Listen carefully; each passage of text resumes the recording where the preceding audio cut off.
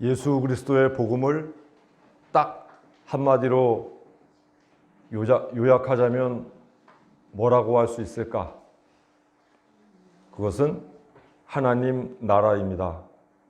마태복음에서는 하늘나라, 천국이라고 표현하고 있고 이것을 누가복음에서는 하나님 나라라고 표현하고 있습니다. 본래는 하나님 나라인데 마태복음은 유대인들의 관습, 습관이 배어있기 때문에 하나님 이렇게 부르는 것을 불경하다 여겨서 하나님을 대신하는 단어인 하늘을 집어넣어 하늘나라, 즉 천국이라 부르게 된 것입니다. 예수님은 하나님 나라에 대하여 말씀을 하신 거죠. 그래서 예수님은 이 땅에 오셔서 맨 처음 말씀을 하실 때에도 회개하라, 하나님 나라가 가까이 왔다 하시고는 곳곳에서 하나님 나라의 전모를 말씀해 주시고 그것은 과연 어떤 곳이며 그곳에 살아가는 그리스도인들은 어떤 모습으로 살아야 하는지에 대해서 가르쳐주고 계십니다. 오늘 마태복음 13장에는 우리가 잘 아는 것처럼 하나님 나라에 대한 비유가 곳곳에 자주 등장합니다. 아주 간절하게 이 말씀을 예수께서 전하시고 있는데 유대 문학에 보면 교차 대칭 구조라고 하는 게 있습니다.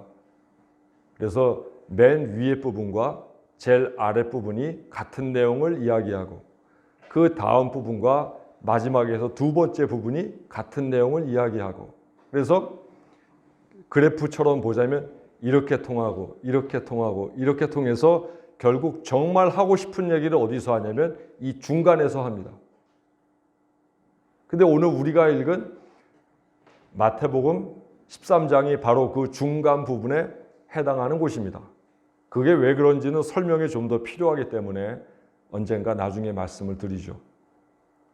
마태복음에서 정말 예수께서 하시고 싶은 그 얘기는 이 13장에 다 들어있다고도 말할 수 있다는 거죠. 하나님 나라는 도대체 어떤 곳인가? 그곳은 사람의 영역이 아니라 하나님의 영역이기 때문에 사람들은 그곳을 정확하게 깨달을 수도 그곳이 어떤 곳인지를 분명하게 알 수도 없습니다. 하나님 나라가 어떤 곳인지 그러면 자세히 알지 못하기 때문에 믿음이 없는 것인가? 그렇지가 않고 모르는 건 모르는 거죠.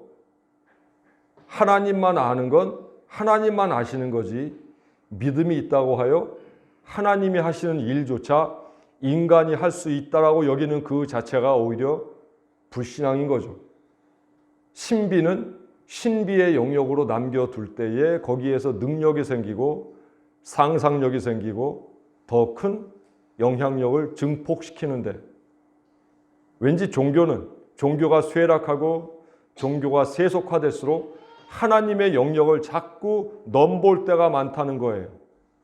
하나님을 깎아내리려 하고 하나님을 만만하게 보고 하나님의 영역에 뭔가 믿음으로써 자기가 어떤 일을 기여할 수 있을 듯 그렇게 얘기할 때가 많다는 겁니다. 하지만 하나님의 영역과 인간의 영역은 분명 다른 것이고 그것을 인정해야 신앙인이고 그리스도인이 될 수 있습니다. 그러므로 하나님 나라가 아직도 난 잘 뭘지 모르겠어 라고 하시는 분들은 아직 믿음이 없나 봐 이렇게 여기지 마시고 그것은 우리가 알 수 있는 부분이 아니라는 사실을 인정하는 것이 그게 진짜 믿음입니다. 그러므로 뭔가 불확실하다고 하여 믿음이 없는 게 아니라 그 불확실한 것으로 인해서 내게 하나님에 대한 경외심이 생기고 미지의 세계에 대한 두려움이 있을 때 그때 하나님의 손을 붙잡고자 하고 하나님께 의탁하고자 하는 바로 그 모습이 진짜 신앙인의 모습입니다. 믿음이 좋다고 불가능함이 없다고 말씀하지 마십시오.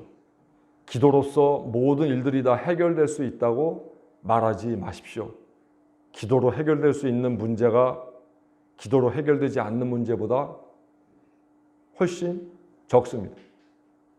따라서 기도로서 다 된다, 믿음으로써 다 된다, 그 말은 좋은 말이긴 하지만 옳은 말은 아닙니다.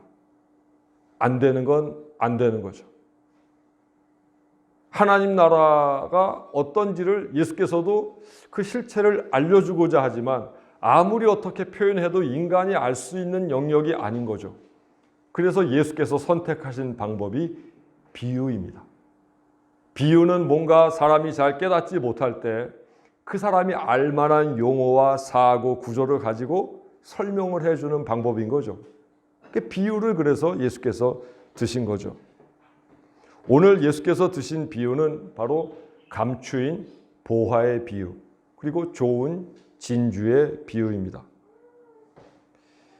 이 비유에서 예수께서 말씀하시고자 하는 하나님의 특성, 하나님 나라의 특성, 그것은 다름이 아니라 기쁨이고 즐거움이다. 하나님 나라는 즐거운 곳이다. 하나님 나라는 기쁜 곳이다. 우리 지난주에도 드라크마를 잃어버리고 양을 잃어버리고 했던 그 사람들이 양을 찾고 드라크마를 찾게 됐을 때 맨 처음 보인 반응은 기뻐하고 즐거워했다였죠. 공통적으로. 탕자를 잃어버렸던 누가복음 15장에 그 아버지도 역시 맨 처음 보인 반응이 기뻐하고 즐거워했다인 거죠. 하나님 나라를 동경하며 살아가는 우리 그리스도인들은 늘 이 기쁨과 즐거움이라고 하는 이 삶의 주제 안에서 벗어나서는 안 되고 그것을 늘 추구하며 살아가야 합니다. 뭐 교회에 헌신하고 교회에 봉사하고 다 좋죠. 그런데 그것으로 인해서 내게 스트레스가 온다면 그 봉사는 잘못된 거죠. 그 헌신도 잘못된 거죠. 교회에 봉사하고 헌신함으로 해서 우리 교우들의 삶이 더 윤택해지고 기뻐지고 즐거워져야 합니다. 그것이 제 목회의 지향 방향이고 또 우리 교인들이 신앙생활하면서 꼭 지켜야 될 규칙입니다. 신앙생활하며 절대 피곤해지지 마십시오. 기쁨이 없어지거든 봉사도 하지 마십시오. 의무감에 교회 생활하는 것보다 더 슬픈 일은 없습니다. 더 헛된 일도 없습니다. 기쁜 마음이 들 때 봉사하십시오. 그리고 봉사하려거든 즐거움으로 봉사하십시오. 감추인 보화, 또 좋은 진주, 이 모든 것들은 인간이 삶으로 받아들였을 때에 더할 수 없는 기쁨과 즐거움을 의미하게 되는데, 감추인 보화 비유에서는 소작 농부로 표현되는 어떤 사람, 그 사람이 밭을 일구다가 보화를 발견하게 되고, 좋은 진주의 비유에서는 진주 장사가 사람들을 만나는 가운데에 그 진주를 발견하게 됩니다. 이것이 어디에서 발견하게 되었는가 하는 첫 번째 문제입니다. 소작 농부에게 밭은 늘 가야만 하는 일상이죠. 또 진주 장사가 사람들을 만나며 진주를 사서 다른 곳에 높은 값에 팔아야 되는데 사람을 만나는 것도 역시 일상인 거죠. 즉 감추인 보화가 있었던 그 밭도 소작 농부에게는 일상이고, 좋은 진주를 사서 팔고자 하는 이 진주 장사에게 사람을 만나는 일은 일상이었습니다. 결국 보화와 진주는 밭과 사람들 사이에 있다라고 하는 그 말은 우리가 살아가는 그 일상이 즐거움과 기쁨의 원천이 된다라고 하는 사실을 우리에게 비유는 알려주고 있습니다. 이 소작 농부의 경우 자기 논과 밭이 아니기 때문에 누군가에게, 지주에게 땅을 빌려서 농사를 짓게 되는 거죠. 그러면 땅을 빌려준 사람의 입장에서는 논과 밭에 잡초가 자라고 돌이 많아도 돌을 치우지 않는 그 소작 농부에게는 그 이듬해에 밭을 빌려주지 않을 겁니다. 그래서 밭이나 논을 소작으로 얻게 되면 누구보다 더 열심히 잡초를 뽑고 밭과 논을 일구어야만 그 다음 해에 또 농사를 짓고 살아갈 수 있기에 이 지금 감추인 보화의 비유에서 이 어떤 사람은 날마다 논과 밭에 나가서 일하는 사람인 것을 알 수가 있죠. 그리고 그가 나가는 그 논과 밭은 그가 그의 삶 속에서 시간을 가장 많이 보내는 그의 일상이라는 사실도 우리가 알 수 있습니다. 진주 비유에서 사람을 만나는 일도 그렇죠. 사람을 만나지 않으면 이 진주 장사는 갖다 팔 진주를 얻을 수가 없죠. 사람을 만나는 가운데 그가 갖고 있는 진주가 어떤 가치가 있는지를 알고 그것을 사서 다른 지역에다가 웃돈을 얹어서 팔 수 있는 것, 그게 그의 장사 비법 아니겠습니까? 사람을 만나는 일, 그게 그에게는 일상이었습니다. 따라서 밭과 사람은 우리의 일상을 이야기합니다. 우리는 우리의 일상 속에서 이 감추인 보화와 진주를 찾아내야 합니다. 그 외부에서 그 어떤 기적적인 일들이 우리에게 기쁨과 즐거움을 가져다 주는 것이 아니라 그리스도인이라면 이미 살고 있는 우리의 24시간이라고 하는 우리의 일상 속에서 나만의 기쁨과 나만의 즐거움을 찾아내야 합니다. 그래야지 항상 기뻐하라라고 하는 말이 진리가 됩니다. 일상 속에서 기쁨을 찾지 못하면 항상 기뻐하라라고 하는 말은 거짓이 됩니다. 왜냐하면 늘 일상 속에 몸을 담고 있는데 일상 속에서 즐거움과 기쁨을 발견해내는 법을 배우지 못했다면 그는 항상 기뻐할 수가 없다는 거죠. 항상 기뻐하라라고 하는 말의 대전제는 일상에서 기쁨과 즐거움을 얻고 산다는 것이 그 속에 전제가 된다는 이야기입니다. 그러면 어떻게 이 기쁨을 얻을 수 있을까? 즉, 감추인 보화는 어떻게 찾아낼 수 있고 좋은 진주는 어떻게 얻을 수 있는가?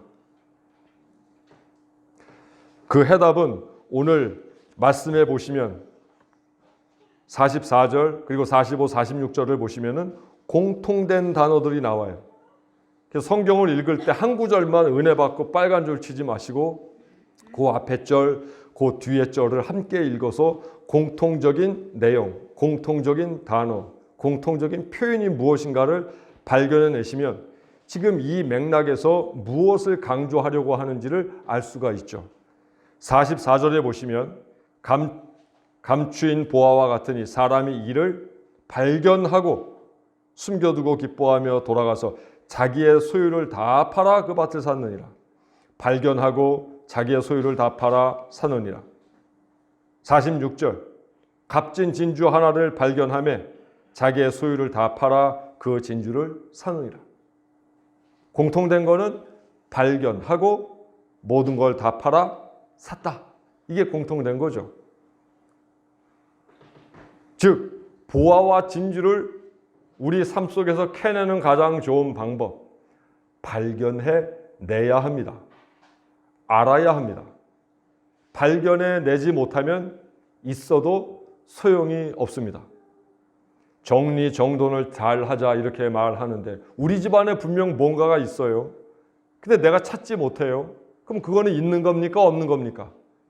없는 거예요. 찾아내지 못하면 내 속에 있어도 없는 겁니다. 발견해내지 못하면 그것이 아무리 값진 보화라 해도 아무리 좋은 진주라 해도 그것은 내 것이 아닌 게 되는 거죠. 발견해내야 합니다. 히라보에 보면 이 발견하다라고 하는 말이 휴리스코라고 된 이 말이 영어로는 제일 1번역으로는 find, 뭔가를 찾아서 처음 발견해내다 이런 의미가 있는데 두 번째 뜻으로는 뭐가 있냐면 recognize 또는 understand, 무엇을 인지하고 인식한다는 거예요. 뭐가 딱 보이면 그것이 뭔지를 알아낸다는 거예요. 인지한다는 거죠. 보는 대상의 정체가 무엇인지를 알고 그것이 어떤 것인지를 이해한다. 즉 여기서 감추인 보화를 발견해낸 소장 농부도 감추인 보화를 보자마자 그 가치를 알아봤다, 그런 뜻이에요. 또 좋은 진주를 어떤 사람에게서 보자마자 그 가치를 알아냈다, 그런 뜻이 되는 거예요. 그냥 찾아냈다는 뜻이 아니라 알아볼 줄 안다는 것이 중요하다는 거죠. 알아본다. 그것을 저는 오늘 안목이라는 말과 연관해서 제가 도서를 쭉 검색해 봤어요.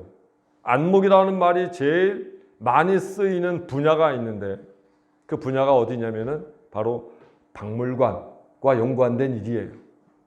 박물관과 연관된 책들을 쭉 나열해 보니까 그 책들 안에 제일 많이 나오는 단어 중에 하나가 안목이에요. 볼 줄 아는 눈이 필요하다는 겁니다.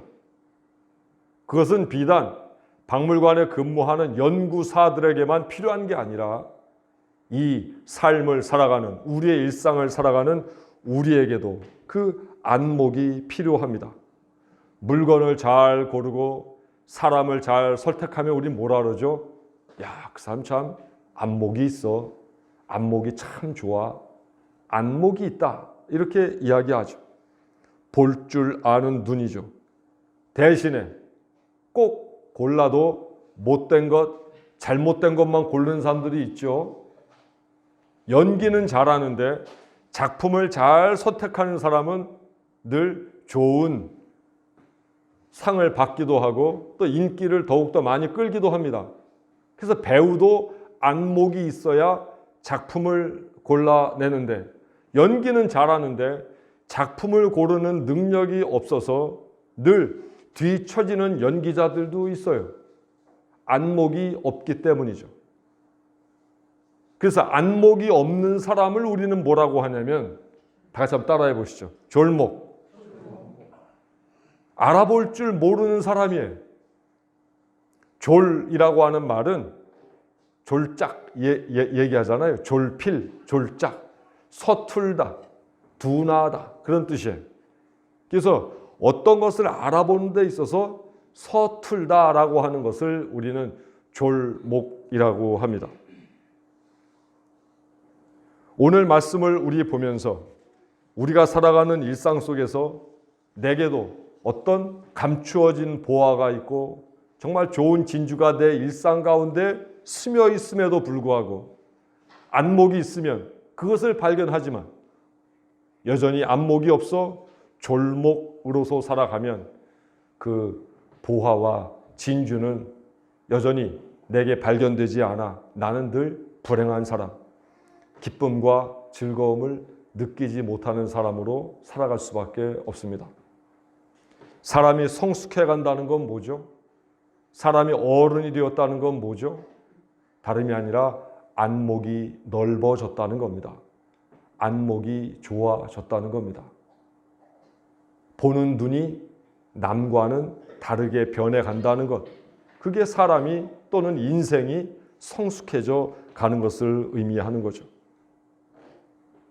졸목에게는 이 인생이 어제와 똑같은 오늘, 오늘과 똑같은 내일일 수밖에 없고 늘 살아가는 집이 그저 그 집일 수밖에 없지만 안목이 좋은 사람에게는 어제의 밭이 아니라 오늘의 밭과 다르고 오늘의 밭은 오늘의 밭이 아니라 내일의 밭과 다르고 일일우일신 날마다 그에게는 새로운 일상이 늘 몰려오게 되어서 그 기대감에 그의 삶은 기쁨과 즐거움으로 언제나 가득 찰 수밖에 없다는 겁니다. 일상에서 만나는 모든 장소와 사건, 사람, 사물 이것에 대해서 안목을 지니고 다시 평가하십시오. 내 가족도 다시 평가하십시오. 내 배우자도 다시 평가하십시오. 늘 그 자리에 옆에 있으니까 우리가 그 가치를 알아보지 못할 때가 많아요. 언제가 제가 제 처에 손을 쓱 잡으려고 그러면 저한테 손을 딱 치면서 그래요. 식구끼리 왜 이래? 이제는 남자와 여자가 아니고 식구끼리 왜 이래? 이래서는 곤란하겠다. 부부지간에도 설레임을 연애할 때처럼 다시 되살려내기야 힘들겠지만 그래도 무뎌지는 그 마음에 대해서는 우리가 경계하며 살아가야 합니다. 그저 있는 둥 마는 둥 소 닭 보듯이 그렇게 배우자 간에 서로 정이 없고 또 부모와 자식 간에도 오면 오는지 가면 가는지 서로 간에 별 의식 없이 대하고 있다면 감추인 보화도 좋은 진주도 발견해낼 수 없습니다.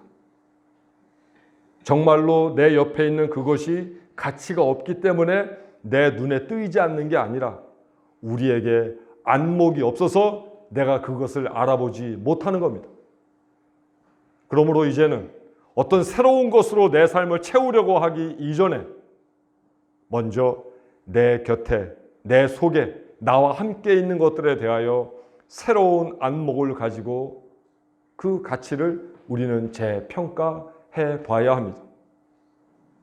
소장농부, 진주장사 모두 우리네 인생을 지칭합니다. 그들 모두가 그의 일상 속에서 값진 보화와 진주를 발견해낸 것처럼 우리도 우리의 일상 가운데에서 발견하고가 주는 그 말씀처럼 우리의 안목을 지니고 우리에게 주어진 진주와 보화를 발견해내야 합니다.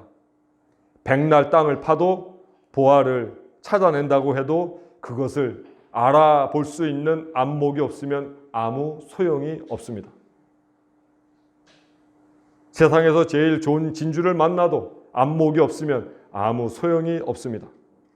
믿음이란, 신앙이란 하나님 나라의 가치를 인식하는 안목입니다. 하나님의 눈으로 세상을 바라볼 줄 아는 그 능력, 그것이 믿음입니다. 좋은 안목이 생겨서 최고의 가치를 발견하게 되니 기존에 가지고 있던 모든 것들은 다 분토만도 못하다. 주 예수와 동행하니 그 어디나 하늘나라. 더 큰 가치를 발견하게 되면 이전에 갖고 있는 모든 가치들은 금방 버려버리게 되는 거죠. 제가 교육전사 때 대학원 다니면서 열심히 설교 준비를 했습니다. 원서로 된 주석책을 4권, 5권 이렇게 펼쳐놓고 우리나라 주석책은 자존심상 보지도 않아요. 원서로 된 것만 딱 펼쳐놓고 그거를 갖다가 어떻게 분석해 놨나를 쫙 이렇게 해서 그거를 대학원 레포트 쓰듯이 몇 시간 동안 번역을 해서 그거로 설교를 만들었어요. 대학원 때는 제 설교가 엄청나게 좋은 설교라고 그렇게 여겼지만 그래서 하나도 버리지 않으려고 컴퓨터에다가 넣어놓고 백업을 계속 하곤 했죠. 그런데 지금 보면 치기 어린 설교가 너무 많더라는 거죠. 알지도 못하면서 내뱉었던 말들도 너무 많았다는 거죠. 우리가 더 좋은 것을 알게 되면 그것보다 좀 더 못한 것들은 다 좀 뒤로 미루게 된다는 거예요. 세상의 욕심과 탐욕, 그것을 버리는 것은 내려놓고 비우고 하는 그 작업 이전에 먼저 그것보다 더 좋은 것이 어디에 있는가를 알아야 내려놓을 수도 있고 비울 수도 있다는 거예요. 생짜배기로 내려놓으려고 하니 어렵고 비우려고 하니 그것이 불가능해 보이는 거죠. 신앙의 안목을 가지고 우리 일상 가운데에서 하나님이 주신 하나님 나라의 가치, 그리고 내 일상에 주어진 사람과 사건과 사물, 장소에 대한 나의 재평가, 이런 것들을 통해서 우리는 새로운 삶의 가치를 추구하며 기쁘고 즐겁게 살아갈 수 있게 되는 것입니다. 올해 우리 교회 목표는 삶을 즐기라인데 그 삶을 즐기기 위해서는 먼저 내 삶에 대한, 내 주변 것들에 대한 재평가가 이루어져야 합니다. 좋은 안목을 가지고 일상을 다시 한번 재평가하십시오. 그래서 최고의 즐거움으로, 최고의 기쁨으로 이왕 사는 거 행복하고 아름답게 살아야 될 것 아니겠습니까? 더구나 우리가 하나님을 믿는 그리스도인으로서 적어도 내가 가난하든 부하든 그것과는 아무 상관없이 나는 나의 일상을 어떻게 평가하고 나는 나의 일상을 어떻게 인식하고 살아가는지에 대해서 반문도 해보고 다시금 나의 안목을 조정할 수 있는 그 능력을 가져야 할 것 아니겠습니까?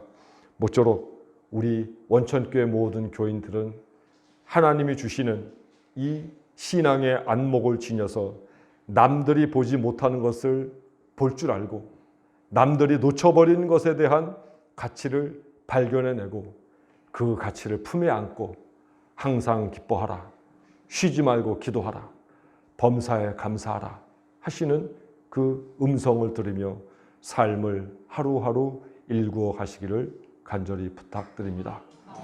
기도하겠습니다. 아버지 하나님, 하나님의 거룩한 뜻을 추구하며 살아가는 그리스도인인데도 하나님이 우리에게 주신 일상의 즐거움과 기쁨은 놓치며 살았습니다. 그리스도인인 척 한 적은 많지만 내 속까지 정말 그리스도인으로 살아본 기억도 너무 오래되었습니다. 우리를 용서하여 주옵소서.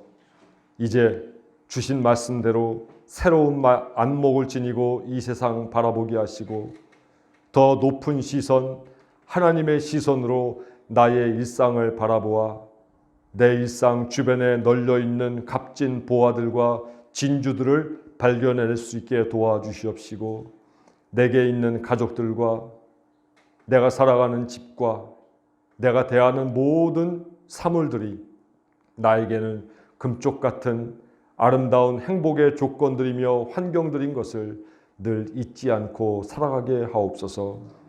이제 졸목이 아니라 좋은 안목을 지닌 그리스도인 되게 하옵소서. 예수님 이름으로 기도합니다. 아멘.